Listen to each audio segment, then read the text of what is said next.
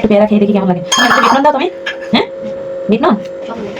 আচ্ছা, এর মধ্যে 3-4 রকম মশলা নিয়ে তারপরে 2 রকম বিট নুন আর সাদা নুন, আর দেবো হচ্ছে কাসুন্দি। এই যে দিয়ে দিলাম কাসুন্দি, দিয়ে এটাকে সুন্দর করে মাখাতে হবে। হাতে মাখাতে না, পেয়ারা দিয়ে মাখাতে হয়, চামচ দিয়ে তো। আর একটা পেয়ারা কাটবো, একটা চামচ দাও তাহলে মানে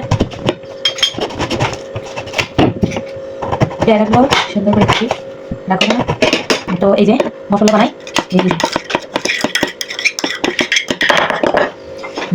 ওয়াও সেই মজা লাগবে মনে হচ্ছে। দেখি চামচের গায়ে একটু লেগে আছে। এই যে পেয়ারাতে মশলা লাগালাম মন্দির স্টাইলে। বিসমিল্লাহ।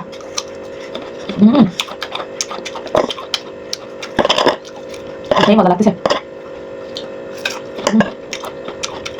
এত মজা আমার কাছে সেই।